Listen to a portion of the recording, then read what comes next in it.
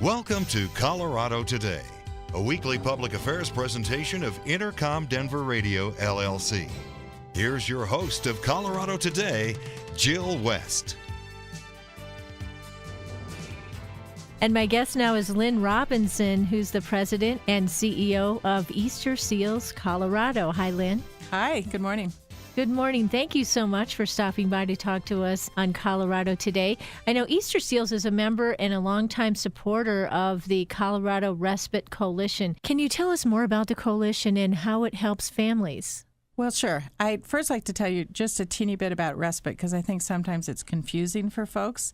Respite basically means a period of rest or relief. And in this context, we really are using it to describe what caregivers need for those that they're caring for, their loved ones, their family members who may have a chronic or ongoing condition. And so occasionally we all need a break, and this is a break from caregiving. Folks with fairly serious conditions might need 24/7 care, and the caregiver is really put at risk for their own health as well as health physically, emotionally, and of course caregiving often takes a huge financial drain on the whole family, which puts extra stress on everybody. I'm a member of the Colorado Respite Coalition, which you mentioned earlier, and that's a group of partners who have come together to strengthen and preserve Colorado families. And our group is made up of government entities, nonprofit agencies, family members,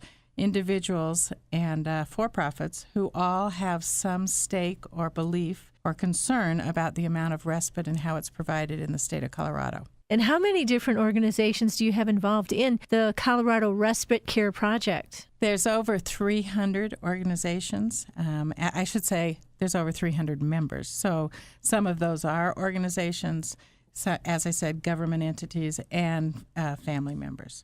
We also join, one of the partners in this is the Colorado Chronic Care Collaborative, which represents 27 various disease groups, and they're also part of this coalition. Lynn, I bet you everybody at least knows somebody, if not has a direct family member that they've had to take care of during chronic illness. Right now, my father is taking care of his wife, who's pretty critically ill. She has a lung disease, and for him, it's 24/7. He needs to be there with her all the time, and it's hard for him to get a break. So I think it always helps if other family members can pitch in and help out. The more help they can get, the better. It's always helpful if you have a lot of family and a big support group, but I think your story is really illustrative of something almost every one of us will face, and I think it was really best said by former First Lady Rosalynn Carter, who said, there's only 4 kinds of people in this world: those who are caregivers, those who have been caregivers, those who will be caregivers, and those who will need caregivers. And to me, that really says it all. Like you said, and I think probably anybody in this building that we're in, they either know somebody, a friend, a neighbor, a family member, a coworker who's involved in caring for somebody in their lives. My own mother cared for my stepfather for about 5 years, and I saw her health go downhill, the financial drain it placed on their whole family, both of them, and emotionally, how racking it was for her as a 83-year-old woman to be caring for a man who was about 200 pounds. He needed physical assistance to do everything, and it was, like you said, 24/7. So it was a terrible burden. I mean, one that we assume, I think, especially initially with joy, that we're going to take care of those we love, but I think it is a very, very hard thing, and not everybody realizes till it falls in their lap the challenges that caregiving presents. And how important do you think it is that other family members recognize the difficulty and step up and help out the person who's doing most of the caregiving? Well, I think it's very important. But I also think the reality is, like in many cases, people are not geographically close. They may not be physically or emotionally able to cope with whatever the challenge is. And oftentimes there's just other family situations and family politics that prevent people from getting involved. I think those of us who have family members who can be involved are really lucky. My own dad, when he was about 85, was in a severe car accident. There's 3 sisters. We all jumped in to help. My stepmother helped. Everybody was there for him, but we were all exhausted, and we all realized how much care he needed. And his condition got better. It was resolved. But I think until you're in that position, you might not realize it. And, of course, in Colorado, there's over 500,000 Coloradans who face the challenges of caregiving every single day. And so some of those folks are providing 24/7 care, and some of them it's intermittent care. But as I said, the physical stress on the individual as well as the family is, I think, something that's very difficult to imagine. The mental and emotional challenge, and of course, financially, it puts the family in a whole different position. We have a stroke program at Easter Seals, and a lot of the stroke survivors are in their 40s and 50s. When they had their stroke, they were working, and now they are not able to work. So the partner, if they have a partner or a spouse, is no longer able to work at the same level they might have been. When it was two working people, oftentimes children step in, or again, it might face somebody to go into a financial situation where they're living in an assisted care or a nursing home setting because they can't find somebody within their family to care for them. And it's so expensive to bring in somebody on a 24/7 basis. Mm-hmm. So then where does the Colorado Respite Coalition step in to help? Well, one of the things we're trying to do is just get more respite within the state that is paid for from a variety of ways. Oftentimes there are some government funds available, although there's quite limited.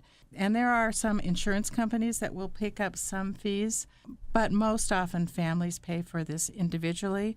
If you're paying for somebody to come in and provide a simple non-medical care, it could cost you between $18 and $19 an hour, which is not terribly unreasonable. And especially if you put somebody in a day program, that might be about $60 a day. And I say that it's not unreasonable when you compare it to putting somebody into a hospital setting or skilled nursing setting that can run between skilled nursing settings can run between $3,000 and $5,000 a month. So there's a huge disparity there in terms of the cost. And another story is I have a friend. She has a son who's a teenager. He's 15. He does fairly well with her husband and her two other children in the home, and they all trade off caring for him. But occasionally he has terrible emotional outbursts. So they have medication at their disposal. Physically, they cannot restrain him because he's too big. So at a certain point, they take him to an emergency room. Now, an emergency room is a very expensive alternative to care. If there was some kind of emergency teams within the state of Colorado that provided care to these kinds of children and these kinds of families, I think we could significantly reduce the cost. So then tell me a story about a family who has had the respite care and the difference that it made for them. Well, I could tell you a lot of stories. I mean, again, from my own experience and from the families that I work with, we provide something on the weekends called Discovery Club, which is about 6 hours of care every Saturday. It's someplace within the metro area. So we have a location in Boulder. We have one in Highlands Ranch. We have one in Lakewood. Anyway, the point being is families can bring their children. And I have heard from probably, I'd say no less than 40 or 50 families, the fact that they have something they can do every single Saturday for their child, and they know they can count on good care. In some cases, it keeps the family together. It preserves a marriage. In other cases, it keeps the child at home, so they're not placed in some other kinds of settings. In more extreme cases, I've heard moms say, I was ready to kill him if I didn't get a break. Now, I think that's very extreme, and we use that expression relatively freely sometimes. But I think our children with disabilities are very much at risk for abuse and neglect, not always from a family member, but from others, because the level of care required to maintain them is so significant. So, I mean, that's extreme. But I think there's family after family that says, he looks forward to Discovery Club, which is the Saturday program, as do I. And in many cases, the children without disabilities in the home, as a result of this Saturday program, they get the attention they need on the weekend because their mom or dad has time. So many of the homes and so many of the families we deal with are from families that are one parent. So that parent more than ever really needs a break occasionally. And today we're talking to Lynn Robinson, who is the president and CEO of Easter Seals. We'll take a quick break and be back with our conversation with Lynn right after this. Whoa, a new digital music player. Thanks, Mom. Oh, I'm glad you like it, because I can't wait to toss the big stereo. And now that we got your dad that big HD TV he wanted, we can throw out our old TV too. Hold up. You can't just throw out electronics. Really? They need to be recycled or donated. And how would we do that? It's so easy, Mom. Today, recycling electronics is just as easy as buying them. GreenerGadgets.org has all the info. We just enter our zip code to find a certified recycling center nearby. There are thousands of them, and new ones are being added all the time. Some of our local stores are even certified recycling locations. I like that. Did you know that some of the stuff in our old electronics could be used to make new products and conserve natural resources? Well, okay then. Let's gather them up. What was that website again? GreenerGadgets.org. We just enter our zip code and go.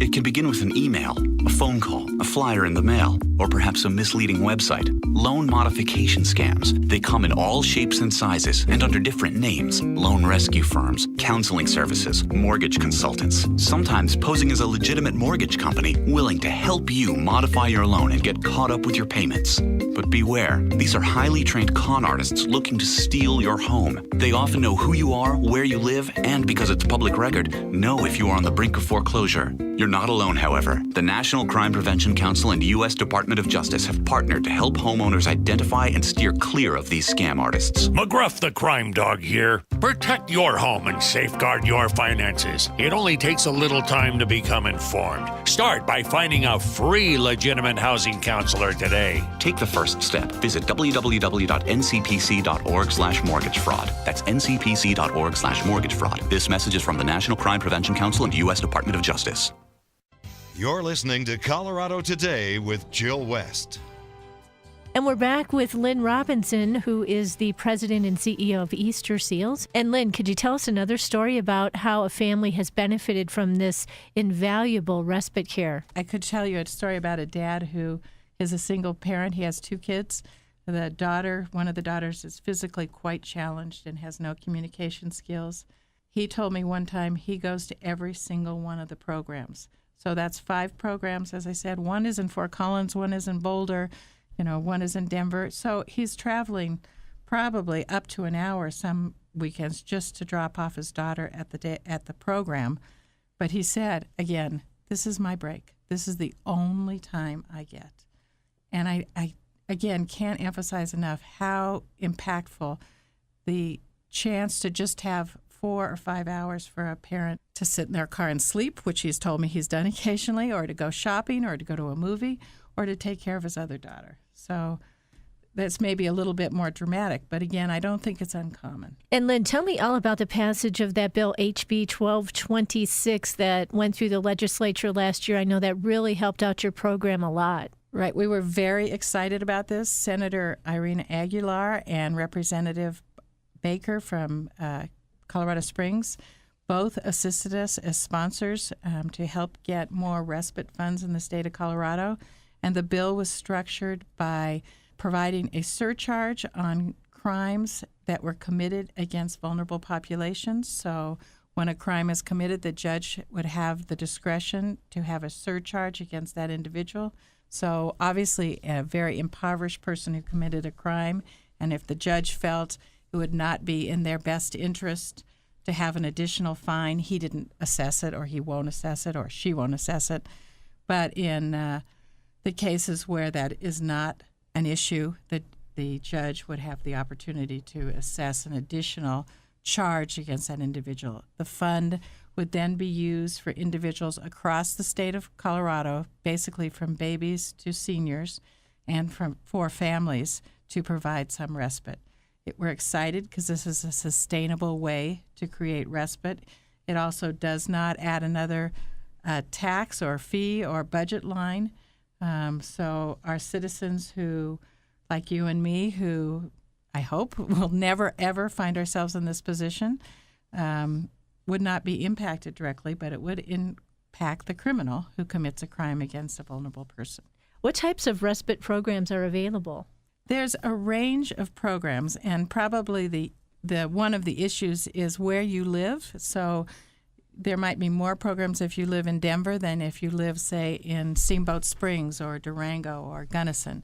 But basically, respite can be anything from a person who comes into your home and provides the care that your loved one needs, and you leave or take a break.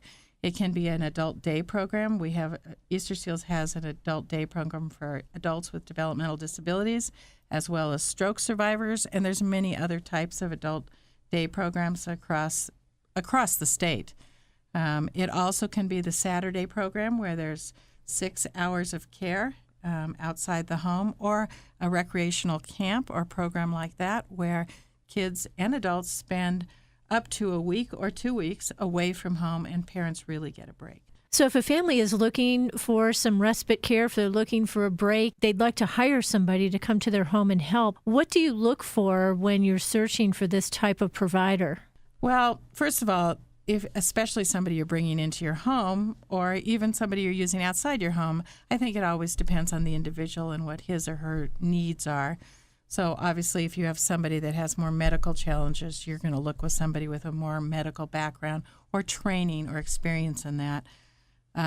We have on our Colorado Respite Coalition website a whole list of things you might look for, and that website is coloradorespitecoalition.org, and it gives you a pretty good list. We do encourage families to ask for a criminal background check. Again, it's not a guarantee, but it does help ensure the person you're bringing into your home, or if you're working with an agency, that those individuals don't have crimes committed that would prevent them from caring for your loved one. Again, in our program, we look for folks with very specific skills. They could be around understanding how to lift and transfer somebody from a wheelchair, how to communicate with somebody who has very little expressive communication skills, how to communicate with the families, how to distribute medications. Again, all those kinds of skills are really important, but it does depend on the needs of the individuals. Our families tend to be wonderful, wonderful trainers, and so they know, if their son or daughter or mother or father has a problem, they're usually pretty good at outlining all the things that somebody coming into their home needs to have in terms of skills. But back to your question, in terms of the skills somebody comes to the table with, I think that the best place to look is at the coloradorespitecoalition.org website. It's www.coloradorespitecoalition.org. And on that website, you'll find not only providers, but some details about what provider skills should have. You'll also find information about the coalition itself and what it does, and some other resources in terms of being an in-home or a caregiver, so that you maybe feel a little more comfortable in your role. And through that website, we're hoping to increase care as well as knowledge and education for those in the state of Colorado, either providing or wanting to deliver respite care. All right. Well, thank you so much, Lynn. It was nice meeting you. Thank you. I really appreciate the chance to share this information. Okay. Thank you. It can begin with an email, a phone call, a flyer in the mail, or perhaps a misleading website. Loan modification scams. They come in all shapes and sizes and under different names. Loan rescue firms, counseling services, mortgage consultants, sometimes posing as a legitimate mortgage company willing to help you modify your loan and get caught up with your payments. But beware, these are highly trained con artists looking to steal your home. They often know who you are, where you live, and because it's public record, know if you are on the brink of foreclosure. You're not alone, however. The National Crime Prevention Council and U.S. Department of Justice have partnered to help homeowners identify and steer clear of these scam artists. McGruff the Crime Dog here. Protect your home and safeguard your finances. It only takes a little time to become informed. Start by finding a free legitimate housing counselor today. Take the first step. Visit www.ncpc.org/mortgage-fraud. That's ncpc.org/mortgage-fraud. This message is from the National Crime Prevention Council and U.S. Department of Justice. Whoa, a new digital music player. Thanks, Mom. Oh, I'm glad you like it, because I can't wait to toss the big stereo. And now that we got your dad that big HD TV he wanted, we can throw out our old TV too. Hold up. You can't just throw out electronics. Really? They need to be recycled or donated. And how would we do that? It's so easy, Mom. Today, recycling electronics is just as easy as buying them. GreenerGadgets.org has all the info. We just enter our zip code to find a certified recycling center nearby. There are thousands of them, and new ones are being added all the time. Some of our local stores are even certified recycling locations. I like that. Did you know that some of the stuff in our old electronics could be used to make new products and conserve natural resources? Well, okay then. Let's gather them up. What was that website again? GreenerGadgets.org. We just enter our zip code and go.